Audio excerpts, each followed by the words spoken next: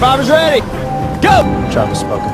This island is pretty much full of only two things: snakes and rats. The fake dead grandmother could easily go down as the dirtiest thing ever to be done in this game.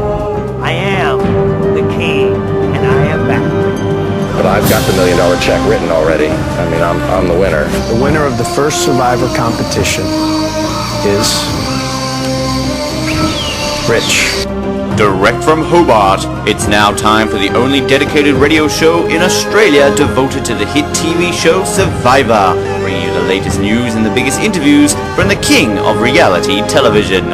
It's Survivor Oz, and here's your host, Ben Waterworth. Hello everybody, and welcome to this very special edition of Survivor Oz, as we bring you today our very first contestant exit interview in the history of Survivor Oz. That's right, we've stepped into the big boys club. As for San Juan Del Sur, we have been granted the right to do exit interviews each week with that week's eliminated contestant. Very, very exciting times for us, and we are very thrilled to be able to do these with you this season. Of course, the first contestant to be eliminated from San Juan Del Sur is somebody who a lot of people are quite upset got the flick, and that of course is Nadiya Anderson, one of the twinnies eliminated first, and we're about to bring her in now to chat to her about her very brief time on Survivor. We'll take this opportunity, of course, to point out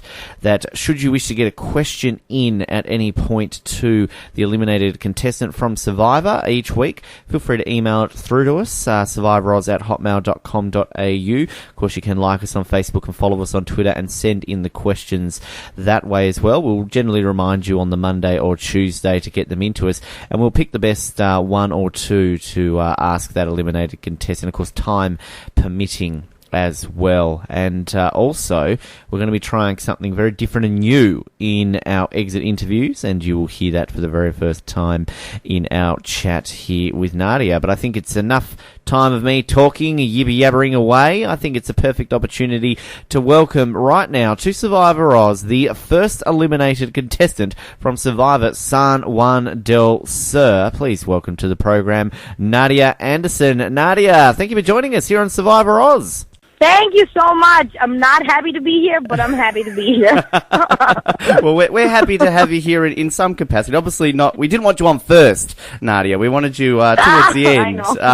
But I just want to quickly point out, before we get started, I've noticed in a few of the interviews you've been doing during the week that people have been bringing up to you John Rocker, of course, baseball player. You've mentioned that obviously you watch cricket, given where you're from, Sri Lanka. We love cricket here in Australia, Nadiya. So of course, if we get stuck for topics, we can just bring up people like Matari Muralitharan, Malinga, Sangakkara. You know, all these people you love over there in Sri Lanka. So love it. You know, the Americans, they don't know what the hell I'm talking about when I'm talking about cricket.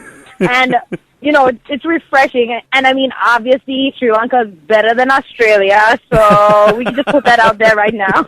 At the moment, a lot of people are better than Australia. We'll take that. But back to Survivor, of course, you know, unfortunately, first to go. But one thing that I noticed with you and Natalie straight away is that it seemed that you guys were openly talking about your time on The Amazing Race as soon as Jeff started to chat to you. Now, was this always the plan to kind of go in there and just talk about the fact that you were on the race, or was it something that really you just couldn't avoid talking about? No, it was not our plan to go in talking about The Amazing Race. Me and Natalie, all our pre-Survivor interviews, like before we were on the beach, we said we were trying to keep a low profile. It's hard for us to keep a low profile anyway, because it's two brown girls that act like lunatics. It's hard.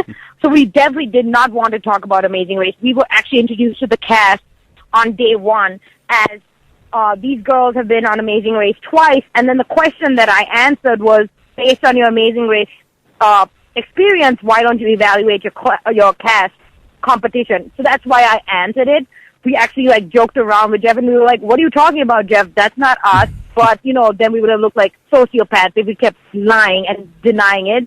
So we just kind of had to bite the bullet, and then it was the secret was out day one. So that was not our plan at all. Well, of course, I mean, with that being brought up straight away, you can't avoid it. And of course, in Dale, he clearly was a big Amazing Race fan, and he saw that, and half the reason why he clearly obviously got rid of you. Do you feel if Jeff hadn't have mentioned that openly, you kept it a secret, that Dale still would have recognised you no matter what? I think Dale would have recognized me, but Dale wouldn't have had a platform to talk about it as much as he did, because if Dale would have asked me, like, one-on-one on the beach or with a small group on the beach, I would have quickly mentioned it and then almost tried to downplay it and just brush it off. But the fact that Jeff had, it was out there in front of everybody, Dale had a huge platform to, kind of elaborate from that. And Dale's a huge fan, like you said. He actually told me he applied to be on The Amazing Race.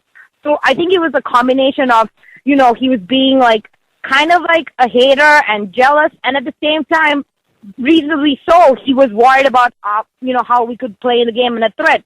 So I can't even really knock Dale for doing what he did. I mean, he felt like I was going to be a threat, and therefore he did what he did. Could there be would there's an opportunity at all there to try and work that to your advantage and maybe say to Dale, hey, well, look, if you like The Amazing Race, you've seen what I'm like, then maybe you should keep me by your side instead of targeting me as the first to go? Yeah, that's why that's the only reason I was talking about Amazing Race with my tribe and I established to my tribe, I was like, listen, I'm the best girl you got. I was like, I'm tougher than hands down all the girls. I was like, I've been there, I've played for $1 million before. I thought me being a strong person I would be an asset for my tribe, but my tribe was obviously insecure and they're a bunch of idiots, so they got rid of me first instead of keeping me around. I did the math and I said, we've lost 2 challenges in a row.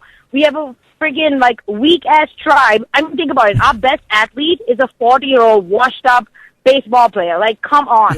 You're gonna get rid of the only decent girl you have in your tribe? I mean, I told him, I was like, listen, none of the girls can go head-to-head with Natalie. I was like, they would get wrecked. The only person that can go against my sister is me. So, I mean, I pitched that to them. I was like, I established myself as one of the most helpful people on the tribe, one of the strongest, and I thought that would be good enough to keep me around for a couple of votes while we were losing. But obviously, idiot Coyopa freaks got rid of me.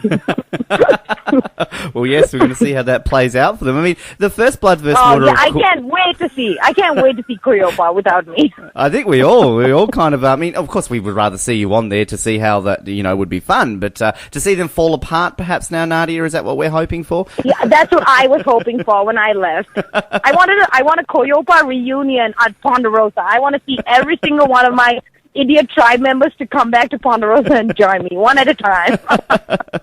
Well, on the first Blood vs. Water, we had the Redemption Island twist. We've got Exile Island twist now. I mean, had Redemption Island been in play, I mean, this probably would have been something that would have worked to your advantage at this point of the game. Oh, yeah. At this point of the game, I would have, after getting to know my stupid tribe, I would have honestly rather been Mano, Imano, and Solo Dolo at Redemption Island than stuck with my stupid tribe. Honestly, I would have rather taken my chances at redemption by myself than having to work with Coyopa. So, I mean, I would have loved to have Redemption Island, but unfortunately, there's no second chances this season, and I'm totally out. But luckily for me, there's another one of me. So, yes. I feel like there's a part of me on the beach, and I know Natalie's going to carry me in her heart, and she's going to be playing for me. So, at least I don't feel like I did, when I got eliminated from Amazing Race, first. I feel like there's a part of me still in it. Well, I mean, we saw in the first Blood vs. Water again, as the people who got eliminated early, their respective others seemed to do very well. We saw that with Tyson and Monica, of course, and Jervis in the first Blood vs. Water. Do you feel that's going to help Natalie now from this point of the game? I think it's going to help Natalie. I think it's going to help Natalie's stock only because people are going to look at her less of a threat. Now it's not going to be the the crazy twinnies anymore. It's just going to be Natalie by herself. And it takes away some of that Amazing Race stigma that she had when we were a team. And I also think, people are going to get to see her, people are going to, if anybody's family member was eliminated first, I think the entire cast would look at them and feel empathy and sympathy for them. So I think that's going to help her. But at the same time, Natalie's going to feel so sad and devastated. So I just hope it affects her too, and she doesn't, feel left out of the cast, because it's blood versus water, and now it's automatically she's not playing with any blood after 3 days. So it's going to be tough, but I'm looking forward to seeing how Natalie reacts. Fingers crossed for at least 50% of the 20s out there to keep going and, bringing home something. It's been a bad year for you guys in reality TV. God, We need something positive to come from it. I know, Jesus, it's like, come on, can we get a break at least? So I mean, we got out fourth our first time. We got fourth place, and then we got last place. Now I got last place. If Natalie gets fourth place, we're cursed. I swear, it's like there's a conspiracy going on. Yes, I think so. And we have to wait and see. Oh my God! So we'll wait and see. But I'm praying for the best. Absolutely. Now, what we're going to do quickly on all these exit interviews, Nadiya, we're going to play a quick game of word association, or as I want to call it, word Oz Association. So I'm going to give you the quick names of your remaining your remaining tribe members, and you've got to tell me the first word that comes to your head. And I'm looking forward to your views on this. Josh. A girl. So I'm playing. I'm joking. I'm joking. That works. Alec. No. I'll say it's sensitive. Sensitive. What about Alec? Yes. Idiot. Val. I wish I got to work with her more. Okay. Wes. Idiot. John Rocker. He's actually not bad, but he's also an idiot, I would say. I had a feeling you might say a few of those along the way here. Jacqueline. She's hopeless. I just feel she's hopeless. Dale. A dumb nut, a fool. And, I think we need to go to Baylor. I'm worried now for poor Baylor. Oh, my God. She's just lost in space. I can't help her. She's like in orbit half the time.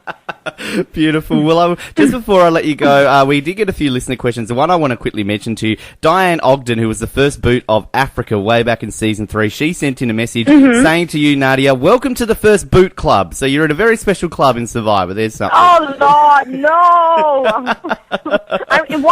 One more, and I'll have a hat trick. Yes, so let's you not will. hope that happens.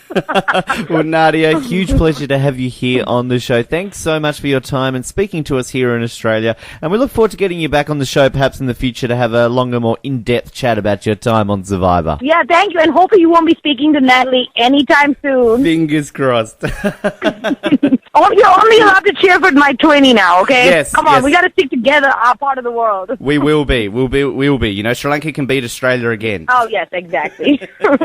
Bye. Thanks for having me. Absolute pleasure to have Nadiya on, and a lot of fun to chat with her and have one of the 20s on the program. Not at the part of the season we would like to have her on, of course, but still a lot of fun there. Makes me want to go back and watch their amazing race seasons now so I can actually see a little bit more of them. And I will send out a special thank you to CBS and Channel 9 for making these available to us. As I said at the top of the show, we've stepped into the big boys club now, and we obviously appreciate this opportunity. Our coverage of Survivor continues throughout San Juan Del Sur. If you're listening to this through iTunes or Stitcher, if you head to survivoroz.com, you can see Noah Grove's great preview article ahead of the second episode of this season. Now, I will point out there are no spoilers. It's all speculation and kind of talking about what we think might happen in the next episode, so you can read that completely spoiler-free. We also do include video clips in the article, so if you wish to see Nadiya's day after interview, we've provided the link to that on there, as well as a video preview for this week's episode and 2 hidden scenes that weren't aired in the first episode for you to enjoy to get your real fix ahead of the second episode of San Juan Del Sur. Of course, if you're listening to this in Australia, San Juan Del Sur airs at 9:30 p.m. on Thursday nights on Go. If you are listening to this in the US of A, it airs on Wednesday nights, 8 p.m. Eastern on CBS. So you can check those out.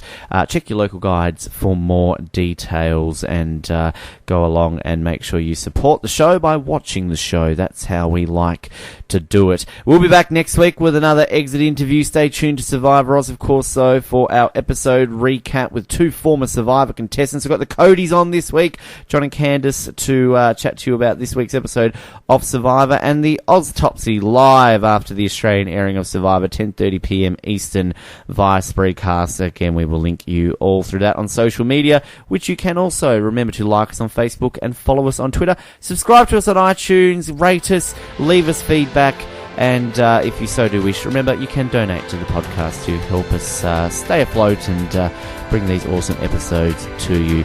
Until we next speak again, however, my name is Ben, has been Ben, and will be Ben tomorrow. The tribe has spoken. We'll speak to you on the trains.